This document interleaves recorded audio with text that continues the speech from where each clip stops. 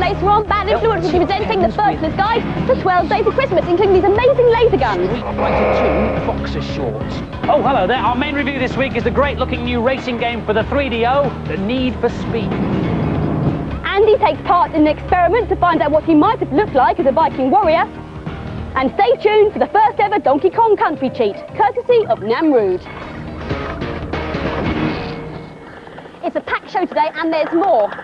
The term Super Console is a relatively new one, but this is a Super Console that's been around for ages.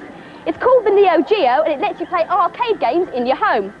There are a couple of problems though. First of all, it's never been officially available in this country, so you have to get it as an expensive grey import.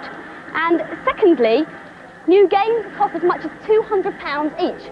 The reason for that, if I can just take it out, is that they come on these huge carts which have got mountains of expensive chips inside them. But now there is a new Neo Geo, and we've got it in the studio. There were two main differences between this and the old one. First of all, that mountain of expensive chips have been put inside the console.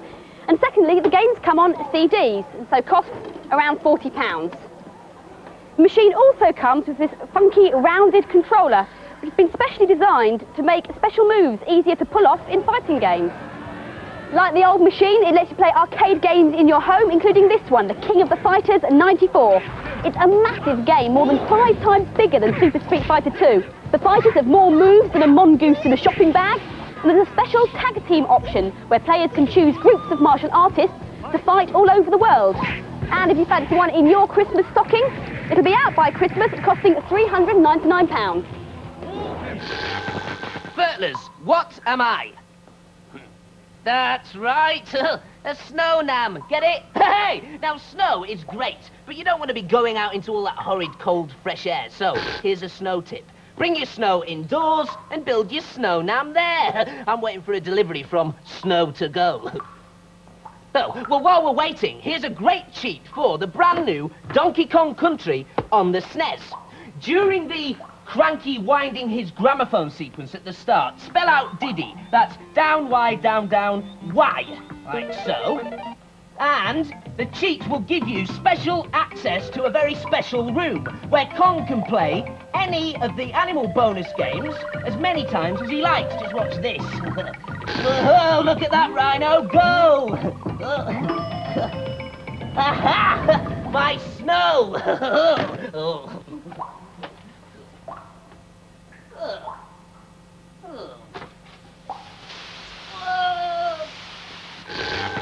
There's no business like snow business. Our main review this week is The Need for Speed on the 3DO, a spectacular road racer. Brought to you by the same people who invented Road Rash. It has a similar feel, but with one big difference. You've only got one opponent to race against, although there are other cars on the road. There are 8 cars to choose from, including this Porsche. They all handle like the real thing, and they sound amazingly realistic. But how does it play? Here's Sahel. It's more of a car driving sim than an arcade action game. The attention to detail is exceptional, but it's not quite as much fun as Road Rash.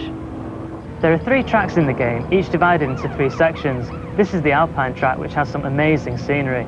I'm driving the Ferrari here, which is quite hard to control at first. Although there are other cars on the road, there's only one opponent in this game. This yellow car's my opponent, and I'm just overtaking him now. You can pick your opponent's car as well as your own, so you can make things easier or harder for yourself.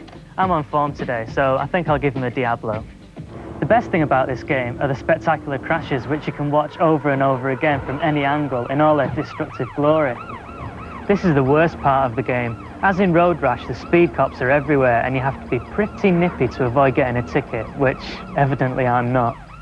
This is a stunning looking game that would certainly benefit from some extra tracks and a 2-player option. I'm looking forward to the sequel. The level of realism is absolutely amazing. I could happily play this for hours.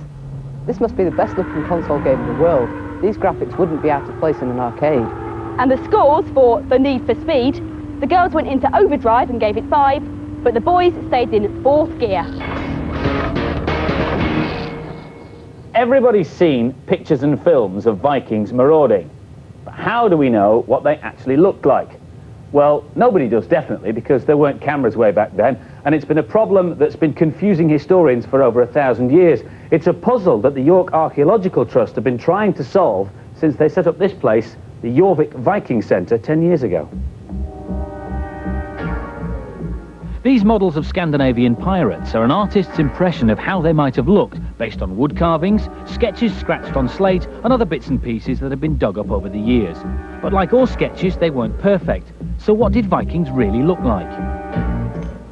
Well, some clues could be found in a place like this. This is an archaeological dig. Attention to detail is very important to archaeologists. A small piece of pottery or even a tiny piece of thread can lead to a major discovery as to what the Vikings wore, ate, or possibly looked like. 1.5. Archaeologists are like detectives, digging up clues that might be hundreds of years old. These clues have to be pieced together to solve those puzzles. Unfortunately, the only clues they had to solve the mystery of what the Vikings really looked like were skulls and skeletons. The scientists in York are now using a new technique to try and put flesh on the bone and rebuild a real Viking's face. The first step is to use a laser to scan the skull and build a 3D model inside the computer. They then have to match the skull to a living person. Now we can tell from the skull and its skeleton the age, sex, height and build of the person that they need to find. In this case, it's a male between 25 and 30, slim build and about my height. So guess what? I'm next for the laser treatment. Although the laser is very low powered, I've been warned not to look directly at the beam. Once the computer has the data from both the skull and my face, the equivalent points on the two different faces have to be lined up. So on the left, the face of Andy Crane, on the right, the skull of the unknown Viking. Time for the techies.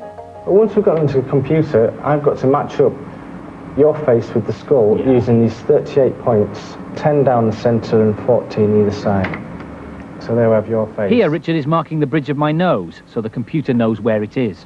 It's reasonably easy working on a whole face, but then he has to use his judgment to estimate where the bridge on the skull's nose would have been.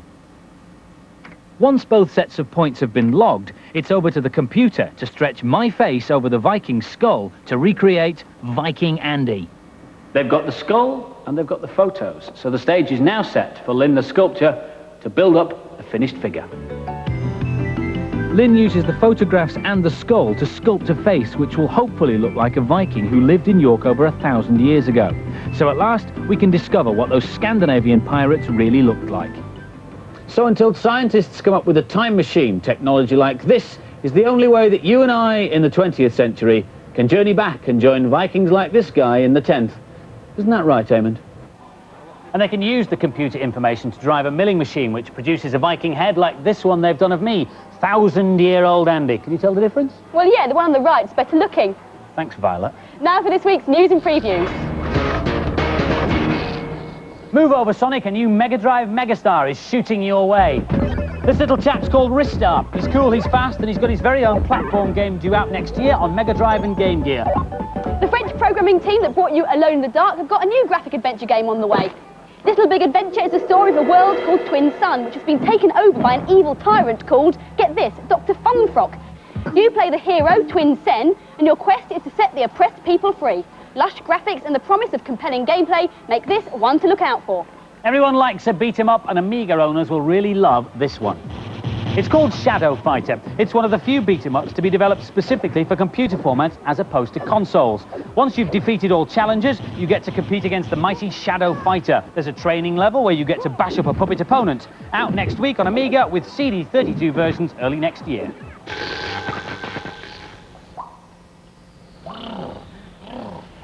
Fellas, this snow is very cold, which brings me to my next snowy tip. Balls! Now, making snowballs makes your hands very cold, so I've invented this, a snowball making machine. It's great. It's got 4 different settings in order of hardness of balls.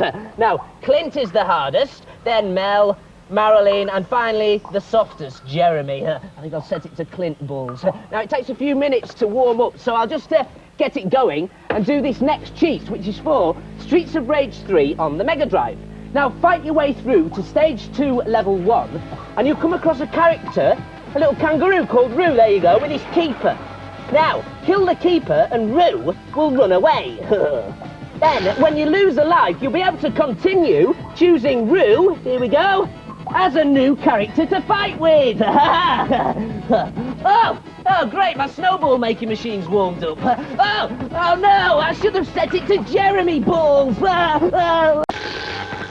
With only a few shopping days left to go to Christmas, you're probably worrying about what to buy your favourite fertiliser. Well, fret no more as we present you with the Fertilers Guide to 12 Days of Christmas. Take it away, Andy. On the first day of Christmas, my true love gave to me a cartridge in a TV. This is in fact a SNES and TV combined in one handy little case, sadly only available in Japan. On the second day of Christmas, my true love gave to me 2 data gloves. This is one of the newest computer controllers. It lets you command your computer simply by pointing at it. And this is one of the oldest. Believe it or not, it came out 5 years ago for the NES. And a cartridge in a TV. On the third day of Christmas, my true love gave to me 3 fresh games. Our votes for the freshest games of 1994 go to Magic Carpet for its original strategy and gameplay, Earthworm Jim for its unusual humour and gameplay, and Donkey Kong Country for its fresh look and gameplay. 2 data gloves. And a cartridge in a TV. On the 4th day of Christmas, my true love sent to me 4 calling birds. These electronic parrots have got digital tape recorders built inside them, which were triggered by loud noises. Sing, Andy! 3 fresh games. 2 data gloves. And a cartridge in a TV. On the 5th day of Christmas, my true love gave to me 5 bold wings. Bold pilots should barrel roll over this. US Navy fighter for the PC. 6 planes to fly, but tragically, Graham's crashed the Tomcat. 4 calling birds. 3 fresh games. 2 data gloves. And a cartridge in a TV. On the 6th day of Christmas, my true love sent to me 6 guns a-blazing.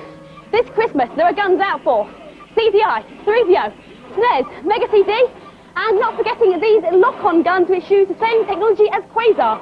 Trouble is, they're so popular, they're difficult to get hold of in the shops. Etc, etc, etc, and a cartridge in a TV. On the 7th day of Christmas, my true love sent to me 7 mice a-squeaking. Lots of mice available on the market this Christmas, including designer mice, a leopard skin, or teak, whichever takes your fancy, a Hot Wheels mouse, if you like cars, with a pointer to match, this home mouse, which lets you design your own pointers, like these dancing girls, or this aeroplane. There's an infrared cordless mouse. There's even a mouse that looks like a mouse. That's only 6. Ah, but you haven't met my friend. Meet Minnie. Oh. Etc, etc, etc. And a cartridge in a TV. On the 8th day of Christmas, my true love sent to me 8 mates are playing. The only 8-player game we could find was Micro Machines 2. So how does it work? Well, you plug 2 joypads into the normal ports, 2 into the ports on the J-cart, and 2 players share each joypad. Etc, etc, etc, and a cartridge in a TV. On the 9th day of Christmas, my true love gave to me 9 ladies dancing. This is a program called Click and Play for the PC. It lets you design your own computer games. You can scan your friends, put them in, animate them at will. You can even blow them up. Take that, Violet. Ouch! Etc, etc, etc. And a cartridge in a TV. On the 10th day of Christmas, my true love sent to me 10 lemmings leaping. Yes, those lovable creatures with an acute death wish problem are back in all new World of Lemmings on the PC. You have to help 3 tribes of lemmings, Egyptian, Classic and Shadow, in their attempts to colonise a new homeland. Etc, etc, etc, and a cartridge in a TV. On the 11th day of Christmas, my true love gave to me 11 nerds a-fertling. If the sad techie in your life thinks they have everything, give them some glasses like this, guaranteed to amaze the ice and break your friends at parties. All you need now, sir, is a life. I thank you. Etc, etc, etc. And a cartridge in a TV. On the 12th day of Christmas, my true love sent to me 12 drummers drumming. This is a bit unusual, the miracle keyboard that plugs into a PC or a console. I've got rhythm, who can ask for anything more? Okay guys, 2, 3. On the 12th day of Christmas, my true love sent to me 12 drummers drumming. 11 nerds a-fertling. 10 lemmings leaping. 9 ladies dancing. 8 mates are playing. 7 mouses squeaking. 6 guns are blazing. 5 bold wings. 4 calling birds. 3 fresh games. 2 data gloves. And a cartridge in a TV.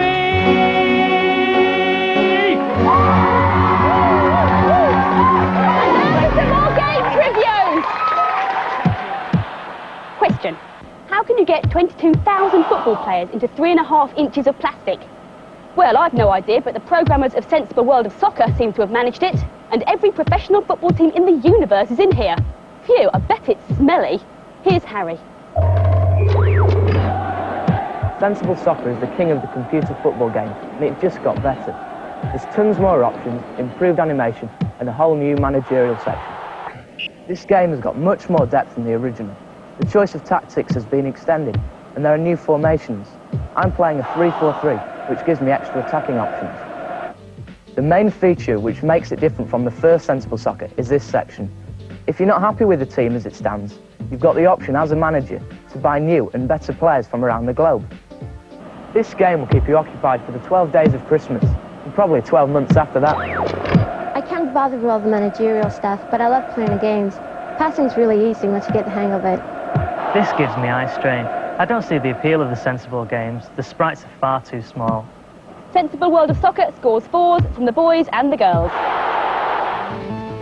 Another sporting fixture now. This is NBA Jam on the Game Boy. As with the 16-bit versions, all the NBA teams are represented, and every one of the tiny players has his own abilities. Isn't technology wonderful? Here's Sally. I was pretty skeptical about the idea of a basketball game on a Game Boy, but this proved me wrong. It's fast, fun, and surprisingly detailed. In fact, there's just a bit too much detail for a small screen to cope with. There's so much going on, and the action's so fast that you can't play for very long without getting seriously sore eyes. As a fan of NBA Jam on the SNES, I really miss all the brilliant sound effects of the 16-bit version. It's a pity that there's no two-player link-up option, but it's still the best basketball game ever to appear on a Game Boy. It's an impressive conversion. I can't see how the Game Boy can possibly do better than this. Forget everything you've ever thought about handheld sports sims. This is speedy and surprisingly playable. And the miniature NBA Jam gets a funky 4 from the boys and the girls. Burr, burr, burr, burr, burr, burr, burr. Furtlers, when you're playing with indoor snow, you'll have to turn your central heating up to compensate for the extra cold. Oh, phew. That's better. And now the bit that I've been looking forward to. In a moment, I'll be showing you how you can enjoy indoor sledging and how to build your very own high-tech super sledge like mine. It's even got a built-in TV to watch while you're waiting for snow and a turbo thruster for going uphill. Phew. But first, my last cheat, which is for Ren and Stimpy on the SNES.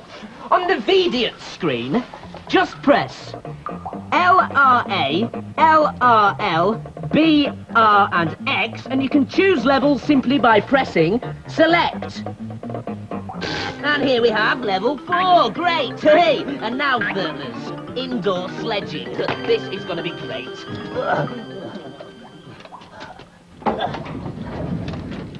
Oh no! Someone's stolen my snow! But here's a clue. The floor's all wet.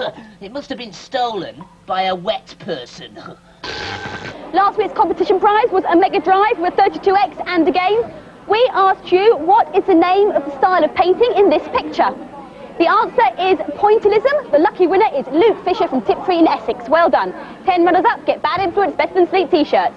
This week's prize is a Wayne's multimedia PC with click and play. The competition question is, what's the actual date of the 12th day of Christmas? If you think you know, give us a call with your answer on 0891 114477. Make a note of our new number, 0891 114477. Call will cost you no more than 25p. Lines will stay open till midnight on Monday, and as ever, get permission from whoever pays the bill before you dial, because you can't win if you don't ask permission, and we always check. Next week we'll be having a Christmas special in which we'll be looking at all the hardware for next year, including the PlayStation, the Saturn and the Ultra 64. We'll leave you now with a clip from one of the first games for the Ultra 64, Killer Instinct. See you next week. See ya. Bye-bye.